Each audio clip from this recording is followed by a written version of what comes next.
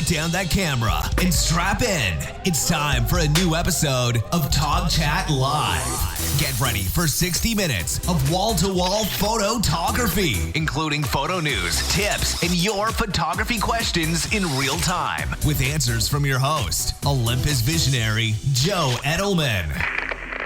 Hey, that's me. How's everybody doing? Thank you for joining me for tonight's live episode of TOGCHAT.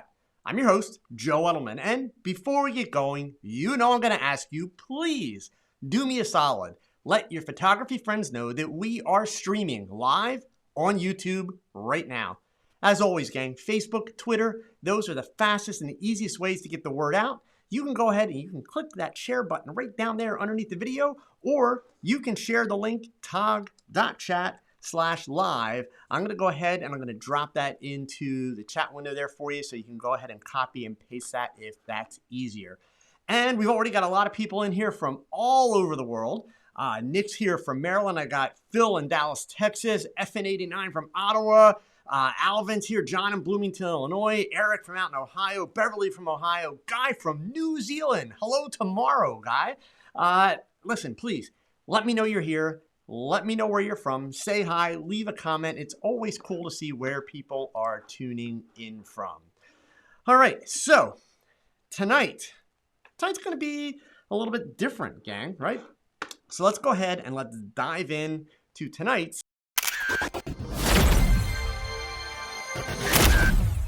All right, pretty simple. I need your feedback. Actually, what I need, are you ready for this? Those of you that are in my Facebook group or that have followed me for a while here on TOGCHAT or are in my mentoring program, you will be surprised to hear this phrase, but I need your opinions. Yeah. So I come on here every week and I do this program and share knowledge with you folks as best I can and try to help you solve your problems and things that you are working on and trying to learn through. And I am running into some issues, some stumbling blocks. I need to make some changes and some decisions. So I would like your opinions. So let me give you a little tiny bit of a backstory as to what I'm looking for feedback on. Just about 3 years ago, a little over 3 years ago, is when I started this full-time teaching endeavor, beginning with posting weekly tutorials on YouTube, starting the TOGCHAT live stream, writing articles for my blog, teaching workshops, etc., etc. A little over a year ago, I was fortunate enough, actually about a year and a half now, I was fortunate enough to be asked to join the team of Olympus Visionaries and become an ambassador for Olympus, which has provided me more opportunities to travel, to meet a lot of you in person, which the cool part is there's a lot of folks here tonight that I have had the good fortune of being able to meet in person at various events that Olympus has sent me out to, or at a lot of the different trade shows, etc. So last week, I posted a new video. So actually, let's at least, we'll mention that one really quick here, okay? Bear with me 1 second while I bring that video up on the screen. I've got all these different screens up that are ready to go. And of course, I don't have last week's video up here. I got them all, but the one that I needed the most, right? So let's get that to load really quick. And then I'm going to go ahead. I'm going to switch this over. So the video that I loaded last week was this shot breakdown video from the trip that I made out to the desert in Arizona for Olympus. In fact, here, I'm going to go ahead and go back to the main screen just so that you can see it. I'll go ahead and I'll copy the link address here just in case you have not watched the video. It's a little bit of a different kind of video for me. One, because I'm shooting things that are not my normal genre.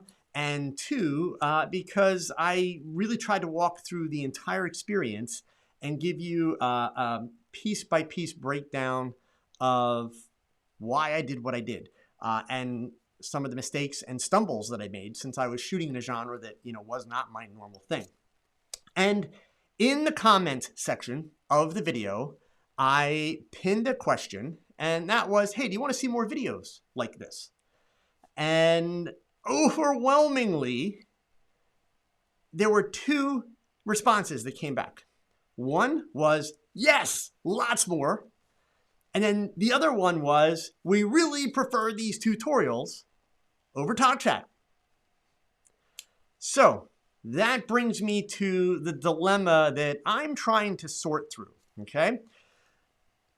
When I was selected, and a lot of you probably don't even remember this or may not even know this because you probably weren't following me at the time, but not long after I started this whole adventure, YouTube reached out to me, which was really cool, and they asked me if I would be willing to participate in a program that they were doing in New York City at the YouTube space that was called Next Up. And actually, they still do the program. It's called Next Up. And in my case, I was a member of the class of 2016, which is a program where basically YouTube brought in, I believe it was 16 creators from all different genres. And we went through like a 1-week boot camp. I mean, it was 5 12-hour days.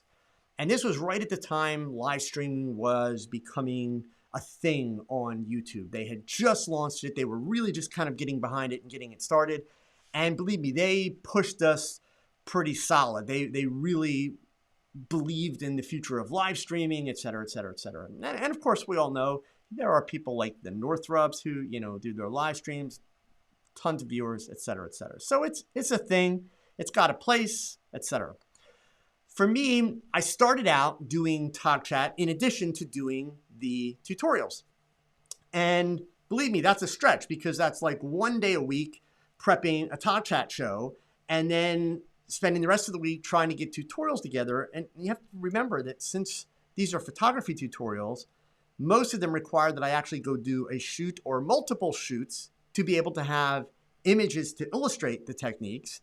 And then, of course, I need to write a script, record it, and then edit it, which is the painful part of the process. And I'm not asking for any sympathy. I'm just explaining, right? So as I started teaching more, and then as I became an Olympus Visionary and started traveling, as many of you know, I was posting fewer and fewer tutorials. In fact, last year I posted only one tutorial in all of 2019. The other videos that I posted that weren't TOGCHATs, they were recordings of live presentations that I gave. So there's where my challenge is. I will still be doing some traveling this year. I don't think I'll be traveling as much, and that's not an economic thing. So don't go reading into that, like, oh my God, Olympus is, no. It's simply like, when you're the new kid on the block as a visionary, well, all the dealers were like, hey, we have access to him now. So we want, we want you to send him. So I got a lot of speaking engagements and a lot of dealer events last year through Olympus.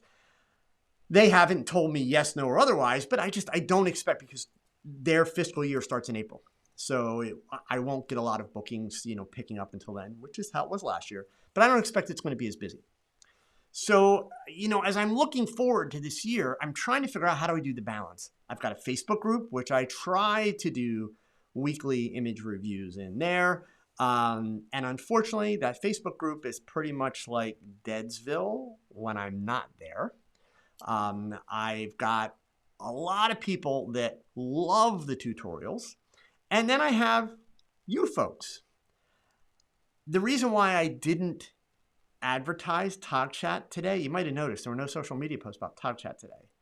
I intentionally wanted to speak to a smaller crowd tonight and speak to my regulars, my diehards, my crew that is here every week that doesn't miss a show, my crew that supports me here on social media.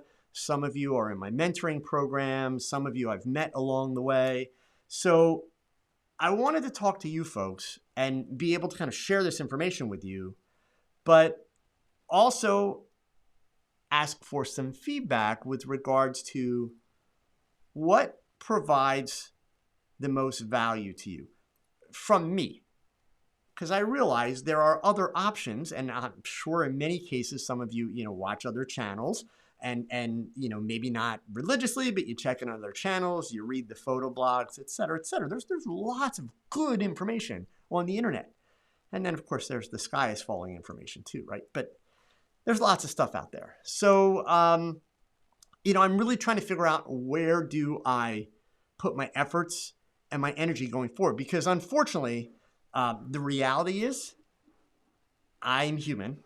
I have a finite number of hours in a week that I am able to work and stay awake.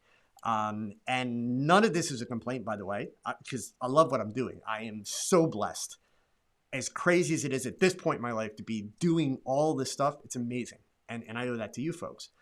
But I want to make sure that I'm putting out quality material, and I want to be able to have the biggest impact. So I've made no decisions, honestly. I'm just floating ideas in my head. I mean, if I were to stop doing TOGCHAT, as an example, if I were just to drop TOGCHAT, that would give me a day to a day and a half additional time each week to be able to work on getting tutorials together. As it is right now, I'm really like killing myself this year. My goal is for most of this year to do a tutorial, as it stands now, while I'm still doing TOGCHAT, to do a tutorial once every 2 weeks or so, meaning there will be times because of travel, maybe a little bit longer, but that would get me potentially about 20 tutorials by the time the year is over, right? The other option, of course, is, I kind of stay on my current schedule and I just work a little harder than last year to get some tutorials out. And instead of, 2 or 3 or 4, maybe I wind up with, 7 or 8 by the end of the year, but definitely not a lot. Okay. So, really what I'm asking for, and I see already some of you give me some, really good, feedback here, and I appreciate that. Okay. Here's what I would like to know from you folks. By all means, feel free to weigh in with your opinion. So yes, I'm giving you permission to tell me your opinion, but feel free to weigh in with your opinion of what you think I should do. But here's the piece I'm really asking you to share with me. And you can, if you're here live, share it in the chat window, okay? If you are watching this video after the fact, then go ahead and post the information as a comment. Or for that matter, if you're listening to the podcast, go ahead and comment, on the podcast. I would love to know a little bit more about how you are using the internet to learn photography. Now, what I will be doing, in addition to asking you folks this set of questions, before this week is out, if you are a subscriber to my newsletter, and if you're not a subscriber to my newsletter, why aren't you a subscriber to my newsletter? I'll show you how you can become subscribed if you haven't already. Let me just switch the screen over here really quick, and we'll take a look at that setup here. Sorry, there we go. So on my website, if you go to the homepage, on the right-hand corner there, just underneath the headlines at the top, subscribe to my newsletter. I'm going to go ahead and I'll share the link in the chat window for you right here. Okay. I do have an actual survey that I am going to send out that I'm going to, ask the subscribers of my newsletter to fill out for me. But the thing that you folks could do to help me the most tonight is let me know what your favorite learning resources are and how you interact with them. In other words, how often? Like if you're a Petapixel fan, how often do you check Petapixel? How often do you go through the blogs? You know what? If you're a Tony and Chelsea fan, do you watch them live every week or do you catch them on replay? I would really, really love to know what your habits are. That will help me tremendously in trying to kind of put together a plan that will, really be able to benefit everyone. And I'll tell you, so I see some great comments, kind of going through here where some people are saying, well, how about mixing it up? Maybe doing fewer TOGCHATs, maybe doing more tutorials.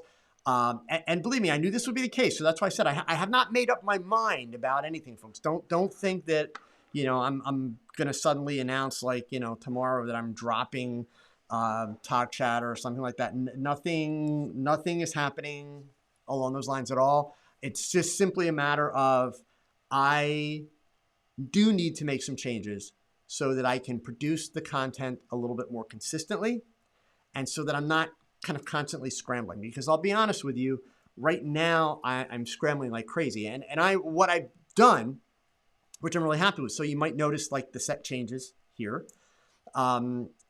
Again, if you've been following me for a while, you'll know that when I signed the lease on my new studio, which, by the way, I love my new studio. Eric, you can go ahead and put your comments in the comments below the video. That there's no character limit on those. Okay. When I signed the lease on the new studio, because I wanted more space to work, I made a mistake of moving all the video sets there, thinking, hey, it'd be really cool to be able to do the video stuff there because, it's this old warehouse and it looks neat. But there were two problems with that. One, the video stuff takes up a fair amount of space. The video studio that I have set up here, which I am doing a video to share with you guys, it is approximately 15 feet deep and about 13 feet wide. So it's like the size of a small bedroom, okay? It's in my old studio space, but it's pretty substantial. And then the second problem that I had in the new space was the sound. It is an old factory that's converted into artist lofts, and the walls that divide the lofts only go up about 9 feet high, and then it's literally like a chicken wire to the top. And they're actually like 12 or 13 foot ceilings, right? So from the standpoint of sound, it's horrible. It's essentially impossible to record in there. Every time I went in there trying to record a video, it was, just a complete disaster with sound. And the few TOGCHATs that I did do there, just running into, all kinds of issues with that, right? So one of the things that I'm considering is stripping the TOGCHAT back to just a Q&A, like straight up, it's just a Q&A. Just sit and have a chat with you guys. Because I see there's quite a few people here that say, I listen to the TOGCHATs while I'm driving. Ken mentioned not everybody is into studio photography, but he enjoys the TOGCHATs and the well-balanced opinions on photography. I appreciate that. All great. So I'm thinking, potentially what I do is I create a situation with TOGCHAT where essentially I should show up Wednesday evening, stand here in front of the camera and do the Q&A. And that, makes that simple. I also am still able to maintain the podcast that way as a Q&A podcast, and we take it from there. What I have done, which is part of what you're seeing in the set changes here and the graphic changes, you'll notice that a lot of the graphics that you're seeing tonight with the messaging, and trust me, I heard it loud and clear. You all hated the graphics in the background last week. I put that together really quick, mainly because the software that I use just added the feature of being able to loop a video in the background, right? I heard you. It was horrible. I'll be the first to admit it was horrible. It was obnoxious. So anyway, I've switched over now to a setup where all the graphics are consistent between all the videos. The video that I did post from Arizona, I did a lot of extra legwork on that to create a set of templates that will save me a tremendous amount of time doing the tutorials going forward. And I did want to just mention one other thing because I saw it go by on a couple comments here, and I don't know exactly which one, so I'm not going to go back for it, but a couple people asked, why not, maybe do live streams or just record a whole photo shoot and do your video that way so you don't have to script it and everything else. There is a very clear and specific reason why I refuse to do that. First of all, if you go and watch some of the other channels that do the whole behind the scenes stuff, and it's basically a whole video of B-roll and some cool, sexy music over top and a bunch of editing. I'm sorry, gang, but you're entertained by those, but you don't learn squat from those videos. You just don't. And there are others that will go ahead and they'll shoot live. And I'm sorry, but for me, I find those painful to watch. Because as a photographer, if I were the instructor, I now have added this whole other dimension to my photo shoot. You are watching me, and this is actually, I mean, this is part of what I deal with when I teach live, and it's tough, right? It's not something that, believe me, if I could teach without ever having to pick up a camera in front of an audience, I'd be thrilled. I'm not kidding, right? But when you're shooting, you got to pay attention to the cameras, the lighting, the backgrounds, the subject, everything that's going on in front of the camera, makeup artist, all the communication. And then if you're trying to do a video at the same time, you're trying to talk to the video or talk to the camera, you're trying to teach, you're trying to provide actual value and lessons. It simply doesn't work, right? I can shoot a lot of B-roll during a shoot and then script out a video. And if it's a 5-minute video, a 10-minute video, or a 15-minute video, you're going to get double that amount of information, usable information and knowledge in the video. So basically in the psychology world, they call that mindfulness. Humans, we think we're good at multitasking, but we're not. We suck at multitasking, right? So anyway, as I said, I'm going to be sending out a survey to my newsletter subscribers with some very, very specific questions. I would love to hear from you folks about more specifically. And I'll tell you right now, like I'm seeing, I see two right here from Q Ivy and Amanda with questions about business. Nobody ever asks me business questions anymore. I actually did a business talk chat for a while. You guys that have been with me for a long time know that Thursday nights, back when I was doing 3 talk chats a week, I've experimented with all of it, gang. You know how I always talk about not being afraid of failure? I'm not afraid of failure. I'm not afraid of failure as long as I'm working forward. So believe me, I've tried a lot of stuff here, and I'll keep trying stuff. So I used to do the marketing talk chats, and nobody watched. Like literally, I get 200 views on a marketing talk chat. So literally, if there are folks here, so I see 2 people like in the last 30 seconds that have posted, hey, I would love to know. And there's another one, Andrew, I want to know more business. Ask me questions, guys, right? Tell me what your struggles are. What do you need help with? And don't say pricing, right? Give me specifics. What is your issue with pricing? What are you struggling with? And let me help you solve that. I would love to. So anyway, that being said, I wanted to throw that out there. I wanted to literally start to get a conversation going because, I appreciate the fact that you folks put so much effort into following me and trying to learn from me. You know that I try to put a lot of effort into teaching you, but I've also got to make sure that I'm maximizing my time and I'm giving you the most value because I only have so many hours in a week. Just that simple, right? And I don't have the luxury of having 20 people working for me because if I do that, then I've got to start charging for everything. So it's not going to happen. I want it to be free. Whenever possible, I want what I do to be free and accessible. And even, for instance, recently, Camera Club talks in that. I spoke at the Lehigh Valley Camera Club in Allentown where they charge $10 a head if you're not a member. And as part of my contract to go speak there, I got them to waive that $10 so people could come in. I want photography education to be accessible, available, and extremely affordable. That is my goal. Okay? And yes, to be clear, I will be doing some workshops later this year here in Allentown. They will have a cost to them. They will not be nearly as expensive as many workshops out there, but at the same time, they're not going to be cheap. The main reason for that is overhead. I have to hire models. I have to hire makeup artists, have to get props, all that kinds of stuff. That's what people will be paying for. Okay. But again, I really do appreciate the comments that are coming in already. Make sure you've signed up for my newsletter. That way you'll have access to the survey and really be able to get into the nitty gritty, which would definitely be appreciated. And then while I'm thinking of it here, let's go ahead and take care of a little bit of business, shall we? We'll get some of that out of the way. So let's switch gears for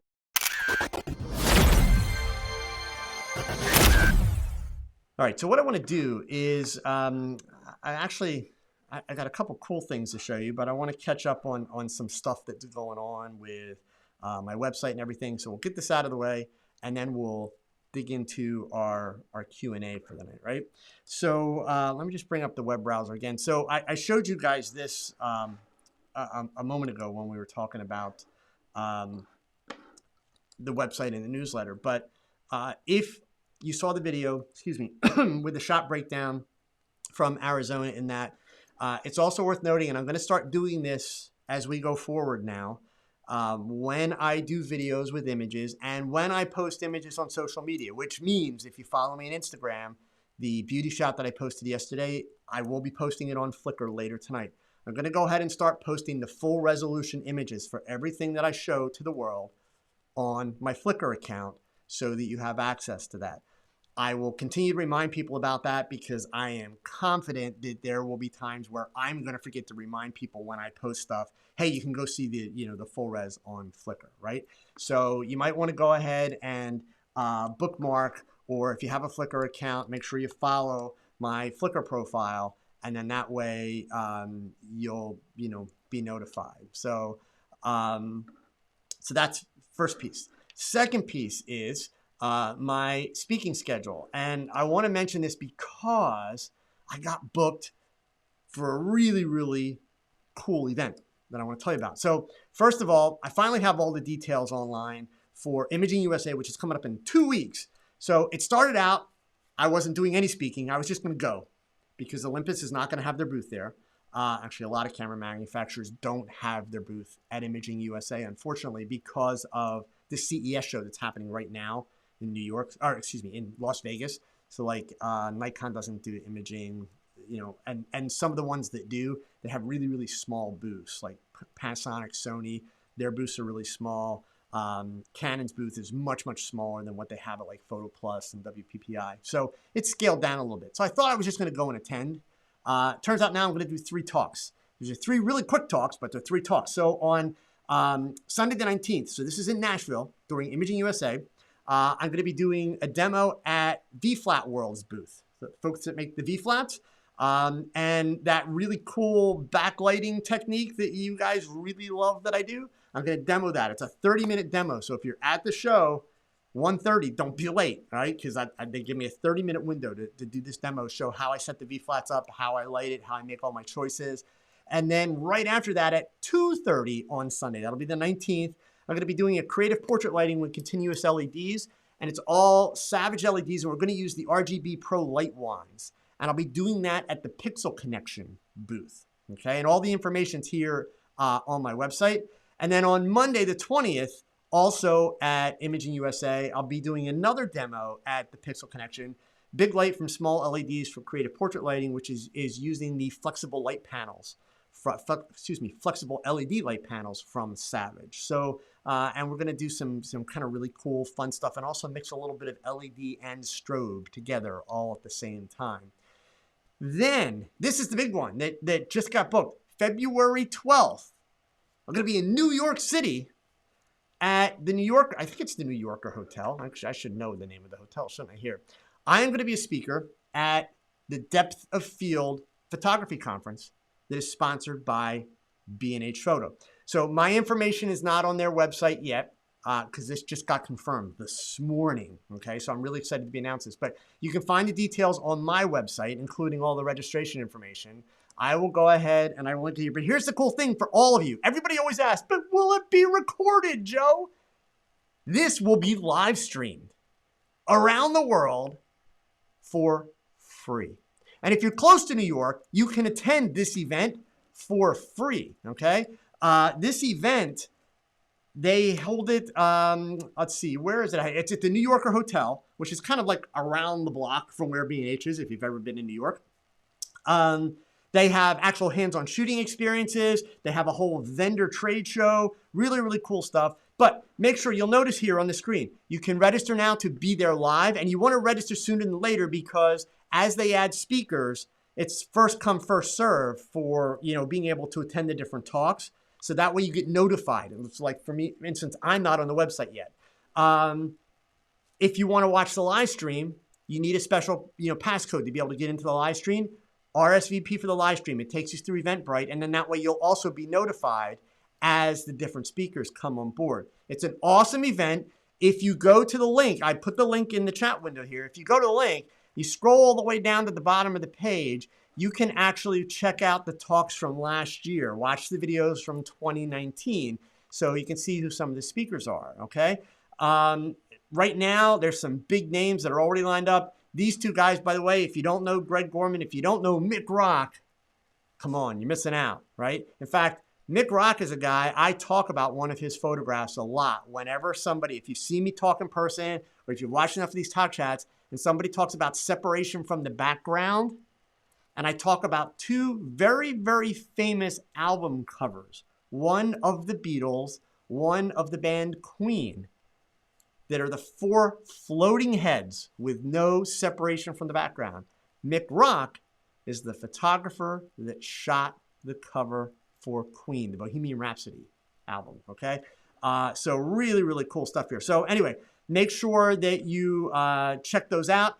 I'm going to be doing a very modified version of my theme, Don't Be Afraid to Suck. It's strictly geared towards portrait and wedding photography. The talk that I have online, the video, that's kind of a photography in general. This version is going to be a lot more intense, a lot more focused on portrait and wedding photographers. And believe me, I'm going to be able to have a lot more fun with the portrait and wedding photographers because there's so many more neuroses that I'm going to be able to pick on in this talk. So definitely looking forward to that. And then going back to the calendar here, the end of February, that's the 26th, I'll be in Las Vegas. I'm doing a masterclass at WPPI for fashion beauty portraits using small lights, okay? And I also just found out today, but I don't have the schedule yet. I will add it as soon as I have it.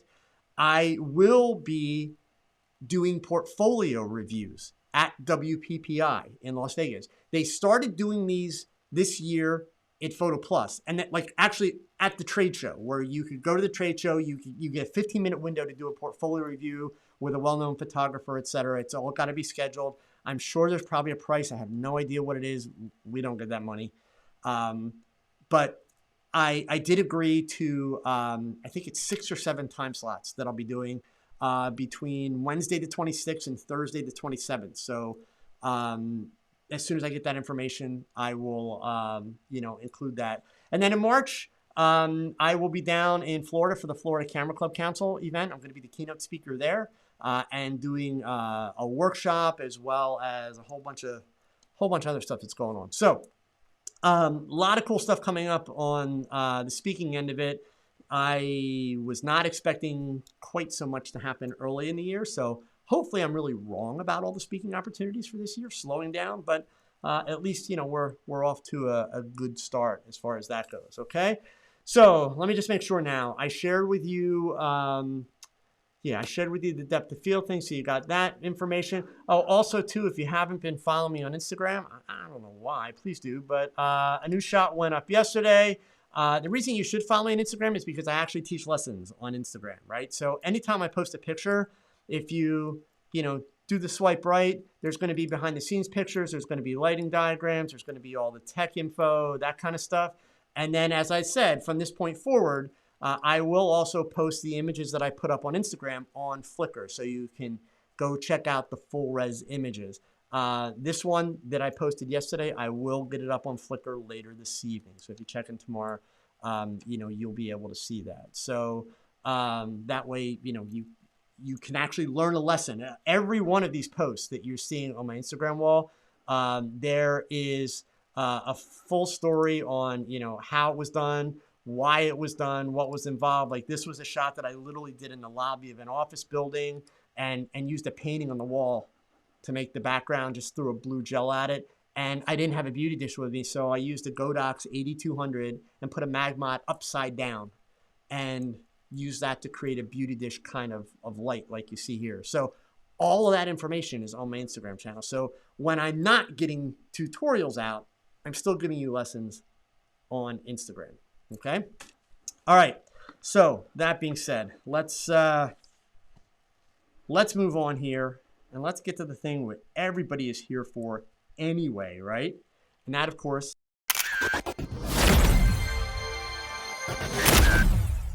all right, so now, I know that I saw some stuff come in earlier. I'm going to have to kind of sift through a lot of the comments about the future of TOGCHAT and all that. But if you have questions, now's the time. And since a bunch of you were asking about business stuff, I would love to spend the next 30 minutes talking business. So get your questions in here, right? Let's do that, okay? All right, so I'm just scrolling through here real quick. Eric's got a question for me. Let me pop this up on the screen. When a camera is capable of auto fine tune, is it possible to tune an entire zoom lens range, or do you have to pick a focal length and focal distance? So, Eric, interestingly enough, let me start my response to you by saying I don't know. How's that? But let me tell you what I do know. I am relatively confident that you cannot do what you're asking, that's not possible. If I'm not mistaken, I recall from having met you in Cleveland this year, Eric, you are a Nikon shooter. And to the best of my recollection, the auto fine-tune feature is a Nikon feature. So I happened to go to Nikon's website when I saw your question come in earlier, Eric, and I'm going to go ahead. I want to show you a link. Before I tell you my thoughts on this, I want to show you a page that Nikon has on their website, okay? So let me switch this over. I'm going to drop the question off here. I am not a big fan of doing any fine-tuning on the autofocus features of my camera. I don't care what the brand is. I felt that way when I used Nikons. I felt that way for the little bit of time I tried Sony, and I feel that way now that I'm an Olympus shooter. I would not do it myself. If I felt that I had a problem in a problem with the lens and the body, and they really weren't, working well together, and the focus was off, or I was having, issues with the lens, just joggling on the focus, whatever it is, it's going back. It's going back to the repair service, and I'm going to have them do it, because I don't have the eyes or the patience or the proper equipment to do that. And even Nikon, when they talk about their AF fine tuning, they make it really, really clear that it's not something that you want to mess with. And they tell you, use it only when necessary. So, my advice, just forget that feature's there, gang. Like, I'm really not kidding. Forget that it's there. Because you screw that up, and you're screwing your image quality on all of your work, period, right? But in terms of, from everything I read, Eric, on here, in terms of like your question about doing it through a full zoom range, that's not how it works, right? If you've got a lens that's focusing properly, let's say at 40 millimeter and not properly at 80 millimeter, then you have a problem with your lens. AF fine tuning is not going to fix that. That's a whole different scenario that you're dealing with there. So that's my thought process on the fine tuning stuff. Okay. Another question from Eric. Anything sound interesting that has been announced at CES 2020? Honestly, yes. You guys may have to go Google this because you're not going to know what it is unless you've been following the CES 2020 news. Obviously, Canon's announced a camera, Nikon's announced a camera. Who cares? I don't mean that to be snipey. No camera wars. The thing that I'm most excited about that's come out of CES 2020 so far, it's called CharmBot. CharmBot. CharmBot. I want one of those. I'll let you go check it out. Okay. Alvin, any DIY in the works? What is your favorite light modifier? First question, yes, my next video, which will be out at the end of this week, over the weekend, is a DIY background video. Second, what is your favorite light modifier? The favorite light modifier is the one that is going to get the job done on the shot that I am doing. What light modifiers do I use the most right now? It'd probably be split between two different things. One, in fact, here, actually, let me go back to Instagram and I can show you both of them because I actually just used them on that shot that I was talking about a few moments ago. So here, let me switch this back to the browser. I'm going to take Alvin's comment off the screen here. Probably my two favorite, in the sense that I'm using them more than almost anything else right now, are two of the modifiers that you see right here. So the beauty dish, it's a collapsible beauty dish. So honestly, it's a softbox. I have a diffuser over the front of it. I don't have the deflector dish in it. So the light is pointing straight into it. There is a baffle in the middle. This is the Phottix Raja.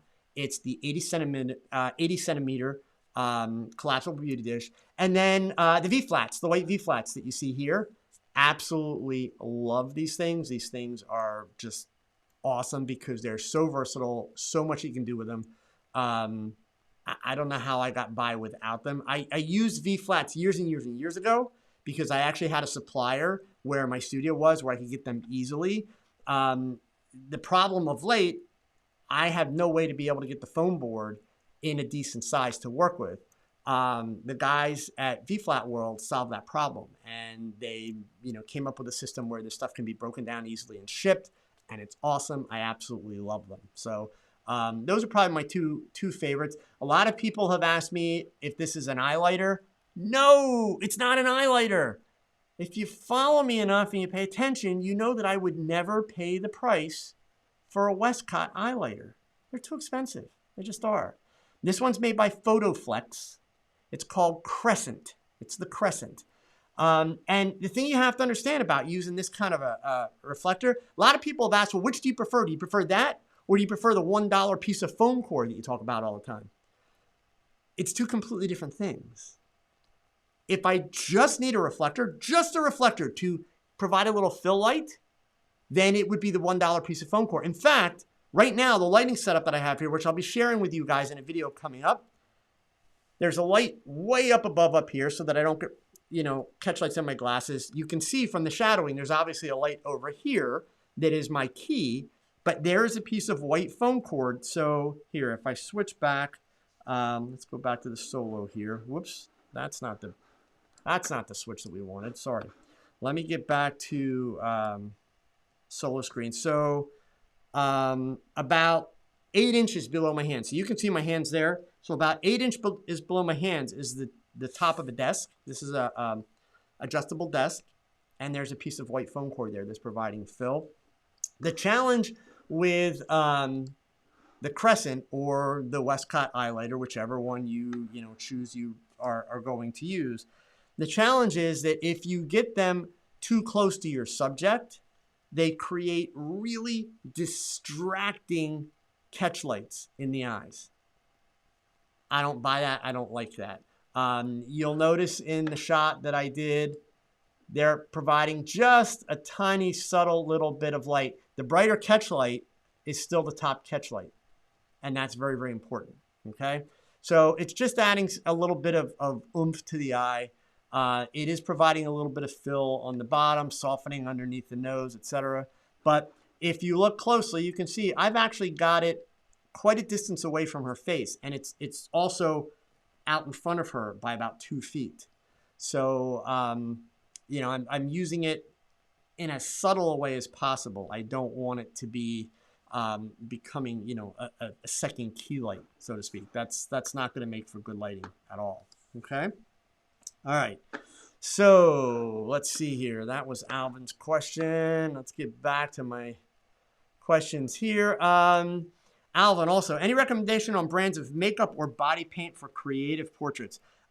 Yes. Let your makeup artist take care of that. Alvin, seriously, I couldn't tell you what brands, but if you're going to do it yourself, good luck. Go do your research. I have no idea. I think that's a really horrible idea. I'll tell you that right now, okay? Especially as a photographer, you should not be body painting a model. Ever. Period. Done. Not even a discussion. You should not be body painting a model. Period. Have a makeup artist do it. Done. End of conversation there, right? If you are working with a makeup artist that doesn't know what are the best brands of makeup or body paint, you're working with the wrong makeup artist. Just saying, right? So, yeah, but you got to be careful with that stuff, okay? All right, scrolling on down here. Let's see. Alvin, as for self-portrait, I'd still hire a makeup artist, man. I mean, honestly, I would. You're going to get the best work. I mean, think about it. If you're going to do a self-portrait, and I've done self-portraits, right? Self-portraits are tough because, you're a photographer, you're a lighting expert, you're a subject, you're doing all that stuff. And then you're going to add in body paint, makeup, and all that kind of stuff. I would hire a makeup artist. If you've got like a really, really cool creative idea, and if it's something that's really worth putting the effort into, I would definitely find yourself a makeup artist. Okay. All right. So scrolling down here past the comments about TOGCHAT. Let's see. And okay. Michael, is my studio in Easton? No, sir. My studio is in downtown Allentown, 4th and Tillman Street. It's in a building that is known as the Cigar Factory Artist Lofts. So yeah, it's right downtown. Okay. So let's see. Also, scrolling down. Q Ivy, you're using a 70D and a 5D Mark III. You must have big muscles with all that Canon gear. Just saying. Looking and investing in a camera that can meet both video and photography needs. Well, I mean, you know, obviously I'm a big fan of Olympus, right? Does that really, really well. You're viewing me through an Olympus camera right now. All my videos are shot with Olympus cameras. But of course, the problem that you have there is if you have a lot of glass already, you're not just switching bodies, you're having to change glass as well. What you're not telling me, QIV, I could help you out a little bit more if you told me specifically, what do you shoot? And why do you think you need something other than those two cameras? Why can't you do your video? And 70D is a very popular camera with vloggers. So what kind of video are you looking to shoot? And why can't you do it with those cameras?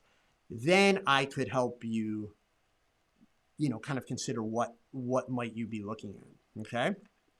All right. Let's see. Scrolling on down here. All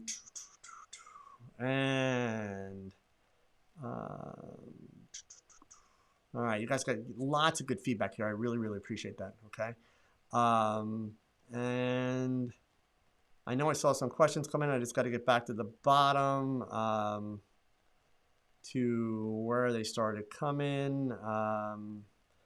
I hope there's some business questions here. I just got to the part where you're all saying you wanted business help. So I hope there's some of that in here. Oh, Nick, how is the text message help concept? Well, actually really, really well. The mentoring program. So it pops up. One of the messages that pops up over here every so often is about the mentoring program. It's actually done through text messaging. It's working out great. And I'm not going to lie to you. I love it primarily because it forces people to ask me very, very specific questions about their needs and not just kind of sit here in a chat room and hope that I talk about something that's going to help them. Nope, there it is. It's right there. You're looking at it now. So here, let me take that off the screen.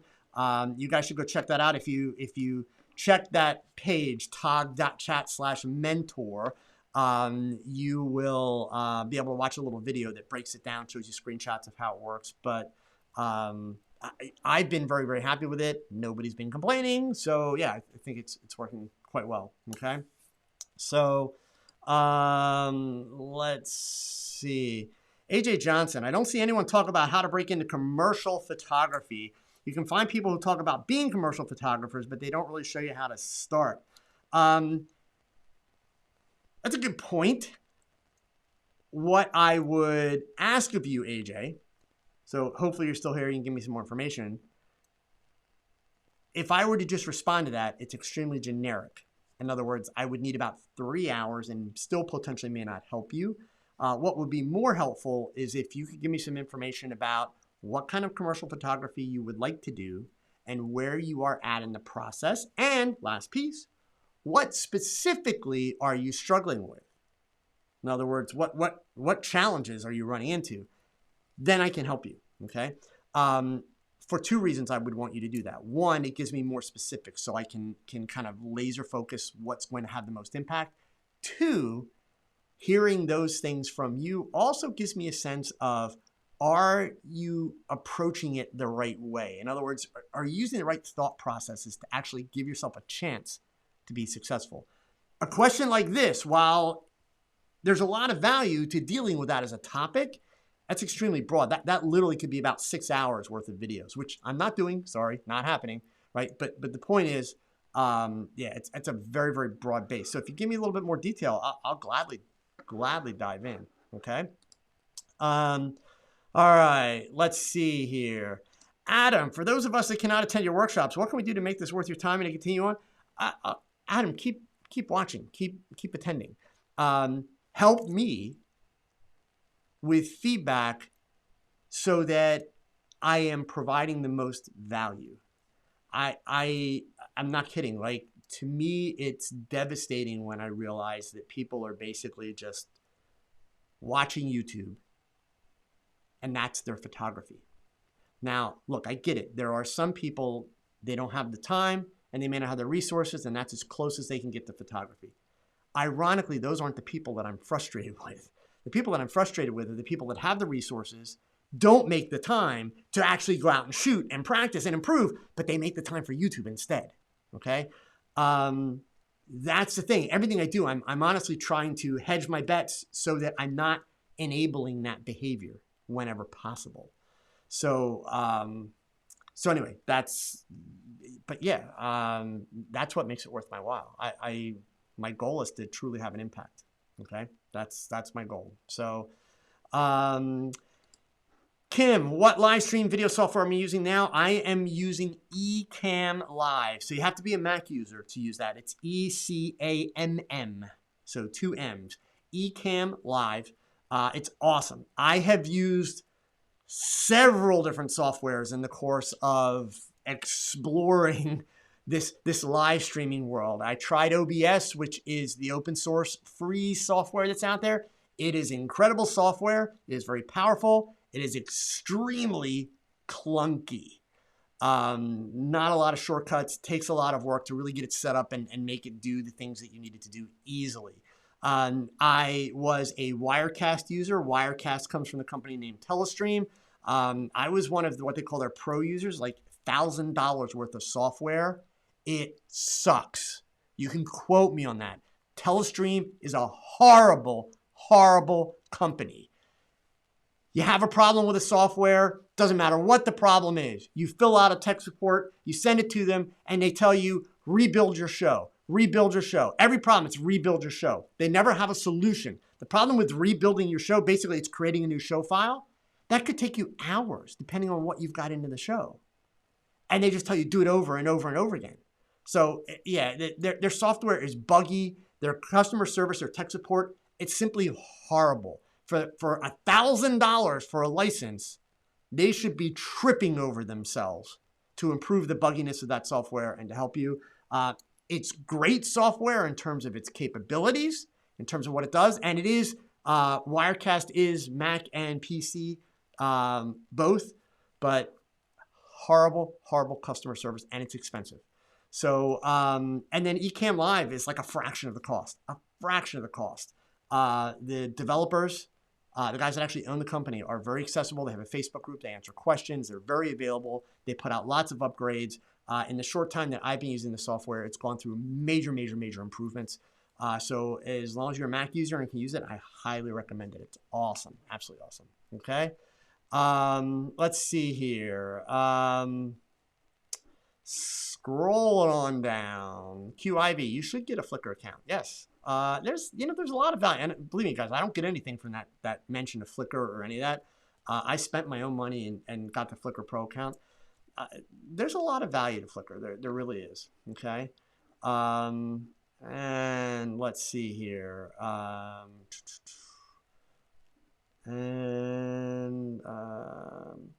Charles, what is your thought on the creative lifestyle teaching setup? A little different than overdubbing B-roll. Yeah, I'll be honest with you, I don't like it.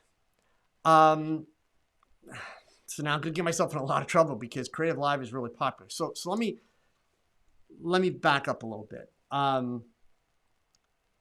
Most of the Creative Live presentations that I have watched, so I'm saying this generally, right? So let's be fair. And I want to be really clear. I have not watched a lot of Creative Live. So let me also be full disclosure. The ones that I have watched with some very well-known photographers whom I respect, photographers who I really like, photographers who I have seen teach in person, I found their Creative Live presentations to be rather slow and kind of bulky and cumbersome. What's good about them is they are essentially kind of scripted out and that they're thought out, they're planned out, And everything they're doing is put together for the purpose of teaching it. So it's not like, hey, we're doing this really cool shoot and I'm going to try and make a video at the same time. It's none of that, right? It's very well organized. But because of that, it's kind of very slow and very deliberate. And there's not as much audience interaction as there should be, in my opinion, when you've got an audience sitting there. So yeah, ultimately, I'm not a fan of that. It's not that I mind. Right, I think there's a lot of value in writing the script, because here's why I like writing the script for you guys. And I think once you understand this, you'll realize, oh yeah, you know what? I get that from his videos now. Number one, if you watch the photographers on YouTube who don't write scripts, when they talk, they just kind of ramble. And there's lots of ums and ahs, and there's all of this, and things take a lot longer than they should. When I did my initial research for my YouTube channel and what I wanted to do and what would be my thing, in other words, why might anybody want to watch me, I put together kind of these pros and cons of what do I like that I see on YouTube and what do I hate that I see on YouTube. And top of my list for what do I hate was the fact that, and I won't name who it was, but there was a YouTuber who had like, you know, a video that was supposed to be how to shoot a portrait in 5 minutes. It was a 15-minute video, and there wasn't more than about a minute and a half worth of actual information that would teach me anything about shooting a portrait. The rest of it, I was watching them talk or take some pictures. And they spent the majority of the time talking, not taking pictures. So it was absolutely horrible. So what the benefit is for me to do a shoot and then come back to my office with the images, and during the shoot, I shoot B-roll, and then come back to my office and work on a script, is my head's clear.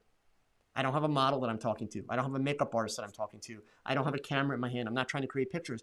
And I can really get into my head about why did I do this? Why did I do that? Because in real time, when you're shooting and you've shot for as long as I have, so much of that why, it becomes instinctive. You don't spend a lot of time thinking about it. You just do it. You just try it. Michael Radloff, what's B-roll? Hey, you know what? That's a completely fair question. B-roll is kind of the behind the scenes stuff. In other words, in the movie world, B-roll is when you see the car driving down the road. B-roll is when you see the pretty sunset shot. The actors aren't actually talking. There's no dialogue, that kind of stuff. So B-roll is like filler. So in my case, when I talk about B-roll, it's the behind the scenes. So I apologize. When I say B-roll, just think behind the scenes. It's the still pictures and the video clips that show you what's actually happening in the studio. And my goal there is, you know, because you could watch me do a whole shoot. Watch me. You're not going to learn a thing from it. You're simply not going to learn anything by watching me do a shoot. You literally won't. I get interns that come in, and I'm really serious about this game. I am passionate about this belief. I get interns that come in, and it's a test. Day one, I make sure that their first day when an intern comes in, I'm doing a shoot that day because I want to see how engaged this intern is. And the ones that fail and usually do not last more than a week, they're the ones that come in the first day and they just watch. They just watch, and they watch. They don't get off their butt. They don't even offer to wrap up a cord. They don't ask me a single question. They just watch to be entertained. A good intern is going to watch and try to understand. Why is he doing that? Why did he choose this? Why did he choose that? And if they can't figure it out, or if they don't have an idea, they're going to ask me. Now, if they're really polite or really fearful, they won't ask me during the shoot, but they'll ask me after the shoot. That's cool. But they're going to ask, why did you do that? Why did you do that? A good intern will also pick up the damn extension cord and wrap up the extension cord instead of sitting on their butt all day. That's a whole nother piece of it, right? But so, you know, me doing a shoot where you're just watching me take pictures, which a bunch of YouTubers do. YouTubers that I like, that I'm friendly with. But you're not learning from that. You're just being entertained. Because what you're not getting is and what is my mission statement, folks? You're not getting the hows and the whys by watching. You're getting none of that. Watching somebody take pictures does not teach you a damn thing. It just doesn't, right? So that's why I like to come back and I like the script. And I think it's really important because that way Just like I did with the Arizona thing, when a set of pictures that I would not normally take, it's like, okay, so, let's break it down. Let me give you, the whole thought process that I went through. And in part, keep in mind, some of that thought process came from the fact that I worked many moons ago as a newspaper photographer. Some of that thought process came from the fact that I've shot sports before. So, but those are all things that I was drawing upon, and that's what I wanted to be able to share. Because then I'm giving you things that you possibly haven't thought of, or I'm giving you things that indeed maybe they are things that are going to challenge the way that you currently do it or think is the best way to do it. So then it's something for you to consider and maybe do some more research on. So everything that I do, that I try to do, I'm not always perfect, but I try to make sure that it is based in how and why. Otherwise, it's not part of my mission and I'm not really being as helpful. That's what I want people to expect when they click on a Joe Edelman video, is that I'm going to learn the hows and the whys. Right? That's my goal. Eric, thank you so much for the super chat. I really, really appreciate it. Okay? All right. Let's so yeah, I'm to go back to Charles's question. I don't hate Creative Live. I think Creative Live, there's some great stuff on there. I think it varies from topic to topic and presenter to presenter, just like, anything else, does. But I find that some of them are these really, really amazing speakers that just kind of get bogged down because of the format. So yeah, it's, I don't want to just dismiss it, but it's also not my favorite thing. Eric, hope you're back at PhotoFest, Pixel PhotoFest in August. Me too. I'll probably have a better idea after imaging, because I'll be spending imaging with Raul and the guys from Pixel Connection. That's who I'm going to be speaking at their booth. So Q Ivy, the editing process. Do you do it yourself or do you hire it out? So let's be clear. I'm a little bit of a stickler about this. Let's be clear about terminology. Editing is what you do in Photoshop or Lightroom when you are manipulating your image, adjusting the contrast and the color and all that stuff. Culling is what you do when you're selecting images. So editing, I mix it up. Sometimes I do it myself. Sometimes I send it out. Culling is absolutely always me. I'm the one that's always going to do the culling. QAB, if you're looking for a good editor, join my Facebook group. The link is in the description below the video. And just put a message in there that you want to know who my retoucher is. He is a member of the group, and I will put him in touch with you. But make sure that you understand, if you've not outsourced your retouching and your editing before, there is no company, even though some of them make it sound that way, and I will not name any names because some of them are owned by some rather big names in the business. The idea with that is not, you throw your stuff over the wall and it comes back looking amazing. No, it's not going to work that way, folks. Okay? Working with a retoucher is a lot like working with a makeup artist. You've got to develop a relationship, and there's got to be communication back and forth. Working with an editor will save you time, but it doesn't save you all the time. You still have to be putting effort into what you want out of those images and what needs to be done. You don't just throw it over at them and expect them to read your mind and make everything look amazing. If that's what you're hoping for, you will be really, really disappointed. So, okay. Let's see. Oh gosh. I'm going to go with your middle name and say Adrian. I'm not sure how to pronounce your first name. I apologize. But you just bought an EPL8.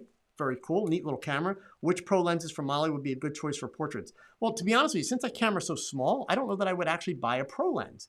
Pro lenses are great, mind you, right? But part of what you're paying for in the pro lenses is the fact that they're weather sealed. The EPL8's not weather sealed, so there's no reason to need the weather sealed lens. You are, of course, getting the slightly faster lenses. So if you're going with the pros for portraits, for me, it's the 45 1.2 Pro or the 75 millimeter f1.8, which is one of the premium lenses. But they also make a 45 millimeter 1.8 premium, which is a sweet little lens. So for the EPL8, I'd be more inclined to go with the 45 1.8. Those would be the ones that I would look at. But for me, I love both focal lengths. The shot that I just posted on Instagram that I've been showing, that was done with the 75.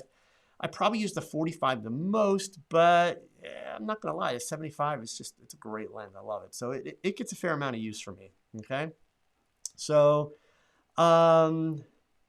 let's see here. Michael Radloff, very hard time getting clients. Portraits, weddings, paper sites, nope. One is looky-loos, never come back. They just want treat prices, help. So, I mean, Michael, there's a couple things here. The only way that I can really help you with that question is to understand what you are doing and how you're doing it. I would encourage you to do a couple of things. Number one, if you go to my YouTube channel, type in the word marketing, not in the YouTube search, but in the little magnifying glass on my channel. I have a couple of videos that actually deal with marketing and dig into that topic. They're about 2 years old, but the information is all exactly the same, okay, today. And then the other thing I would encourage you to consider doing is actually scheduling a consultation with me, which you can do from my website, because I will tell you this, the whole looky-loo thing and people never come back, that's your fault. Sorry, but it is. It's your fault because it means that one, either your work's not good enough, just keeping it real, or you're not following up properly, or your website is not communicating the right messages. Looky-loos are a creation of the photographer or the business. They just are, okay? It drives me nuts when photographers whine about customers or potential customers. Like, seriously? Why would you whine about the people that you want to put money in your pocket? Any of you, anybody, any photographer, anywhere. Stop whining. Stop with the nasty nicknames. Just stop. And I'm not trying to be like Mr. Nice and politically correct. Come on, have you listened to me for 10 minutes? That's not me, right? I'm just saying, look, we have to realize that if you've got a problem with that, and it's an ongoing problem and it's going to be right, then you're the problem. The problem is what you're doing. And Michael, I'm not picking on you. I mean this for any of you, right? If you're having a hard time with looky-loos, first of all, stop thinking of them as looky-loos. Secondly, start looking at yourself, because it's you that is the problem. And you have to figure out what part of what you are doing is causing that problem. And you have to change it. That's the important piece. Okay? All right. Next up here, Amanda. I've been trying to get published in some form of online magazine to drive up my social media following to gain more clients. Waste of time, period. Absolute waste of time, Amanda. All that's going to do is feed your ego. It's not going to feed your pocket. I'll explain why in a second, okay? You're getting denied anytime. Any advice for driving up a client following? So here's the thing. First part of the problem is if you're getting denied every time, that means you're doing one of two things. You're either submitting bad work, again, just keeping it real, not trying to be mean, or you're submitting the wrong kind of work, right? So that's the first piece there. And again, without seeing the magazine, without seeing the images, there's no way for me to tell you specifically which it is, right? But we just have to be realistic. If you're getting denied, you're either submitting bad work or substandard, or you're submitting the wrong work. Now, as far as getting published in these online magazines, is that going to drive up your client base? No, it's not. First of all, nobody reads these damn online magazines. So many of them, they just don't, okay? Some of them have fairly decent-sized social media followings. Half of that following, if you start clicking on them, I mean, actually take the time to start to go through who some of their following is. It's photographers just like you, or models that want to be in the pictures. They don't have a following of people that are buying work from photographers, that are hiring photographers. They just don't, right? So that following that you're going to build, yeah, you're going to get numbers that like make you feel good. Those numbers are not going to translate into clients. Folks, you have to stop with it. For those of you that are having business issues, you got to stop with the numbers mentality. Stop. You could have 1 million followers and be broke, not making a dime if they're the wrong followers. And then you could have 50 followers and be making $1 million a year. If those are 50 followers with the right budget who like what you do and who will pay you to do it. It's not about how many followers you have. It's not about how many likes. It's not about the numbers. It's about the conversion. And to have conversion, you don't need big numbers. You just don't, right? So, Amanda, you're another one. Based on your comments, you're a perfect candidate to do a consultation with me. And what we would do in that consultation, we take an hour, we dig in to your marketing efforts, to your portfolio, to where you're looking to go, and I can help you, really lay out a path to get you there. But I can tell you just from that question that you've got here, yeah, you're chasing the wrong things for the solution that you say you want. If the solution is to get more clients, these online magazines are not going to get you more clients. They're just not. They're going to make you feel good because you got your picture on an online magazine, right? And I'll admit, because I'm an old guy, I don't consider online magazines to be real yet. Now, that's not a popular statement. I'm just being full disclosure, right? A magazine is something in print. The world's changing. The world evolves. I get it. But the reason why I prefer that in print, something in print is a big deal. The reason I say that is that means somebody spent the money to put my picture in print to represent what they're doing, okay? When it comes to images online, like, I'll be honest. So an online use of my images that I get excited about, I get excited when Olympus actually uses my pictures. I get excited when Olympus actually uses my pictures because here is an international company that has identified one of my images and said, we want to use this to represent our brand and our product. That's cool, right? Those online magazines, you don't make any money on them. So many of them are horrible. Not all of them, but so many of them are horrible. And it doesn't cost them anything to put it together, right? What's it represent? What's it mean? Nothing. It just means a bunch of people are going to see the picture. That's all it means.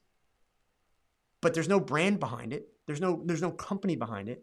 There's nobody saying, we like this image enough that we are going to use this to represent our bottom line, our product, our brand. That's not happening, right? So that's why I say I still prefer kind of the old method. But yeah, Amanda, and I've seen some of your work. You've got great work. You're headed in a good direction, but you're kind of chasing the wrong things based on that question. You would be a perfect candidate to do a consultation. Okay. All right. Let's see here. Q Ivy, do you use a client management system? I've seen some, but they cost more than I'm willing to pay based on my photography income. I'm already dropping a chunk in the Creative Cloud. So Q Ivy, I personally don't because I don't have a need for that, right? I've created my own client management system for the things that I do, but it would not work for somebody who was doing portraits, weddings, etc. There would be no value in that. There are a lot of great systems out there. There's things like Honeybook, Tave, which is certainly one of the more expensive ones, 17 Hats, Soho, also very expensive. They're called CRMs. That's the tech acronym. They stand for Customer Relationship Management, CRM, okay? The problem with your thought process, QIE, and this is really easy for me to say and to kind of push you a little bit, but just be honest. And hey, Sharky James is here, man. I missed you coming in. And John Cornicello's here. Awesome. Okay. So QIV, and I'm like way over time. You guys are just going to let me talk until like 9 o'clock, aren't you? All right, so let me answer this question. Then we're going to wrap up tonight. Holy cow, it's like 7:15. The problem is this.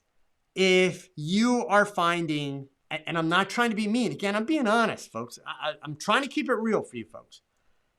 If you are finding it difficult to pay for the Creative Cloud, and yet you're trying to make money as a photographer, you've got bigger problems than paying for a customer management system.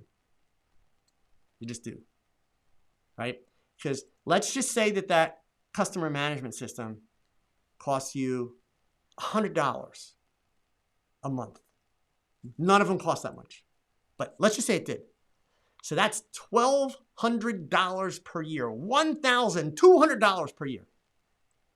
Now, folks, look, let's just be honest, right? If you are trying to make money as a photographer and you can't generate $1,200 a year, you are doing something terribly wrong. And you need to figure out why.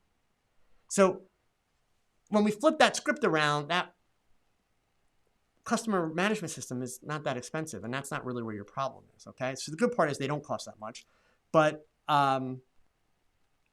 if you're finding the Creative Cloud to be expensive, because even to buy the full Creative Cloud, it's like $50 a month. So that's less than $1,000 a year, or $60 a month. So it's less than $1,000 a year. So if you're making money as a photographer, then that's not exorbitant at all. So, there's a balance point there. There are other things that are probably going to be much more valuable to your ability to generate income than having a client management system, right? Because back in the day when I was running a portrait and wedding business, this was the dark ages because there was no thing called the internet back then. My client management system was an Apple IIc computer. That was one of those little ones where you put one disk in the computer, that was the operating system, and you put another disk in the external hard drive. They were those 5-inch, floppy disks, okay? And my customer management system was a spreadsheet. We still have spreadsheets today. You can use them for free. Google. You don't even have to have Microsoft Word, right? There's a customer management system. Without all the bells and whistles, but it allows you to keep track of things and manage it. So, I would just encourage you to, and again, same thing, like if the Creative Cloud is pricing you out of business, then you do not want to be looking at a customer management system. You need to be looking at other issues, okay? All right, gang. You know what? Let me just, I'm going to regret this, but let's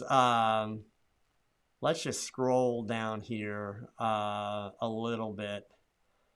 There's some really good questions. So here's what I will do. So actually here, I'm gonna finish on this one. I just see this really quick, and then I'm gonna wrap up for tonight. And I will make sure that I copy all these questions. I'll pick up a lot of these next week. Okay. From Phil Law, how do you break out of a funk? Now I missed the actual thing that you're responding to. Okay.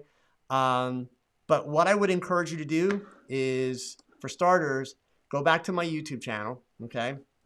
And look for the video. I'm going to post the link in the chat window for you here.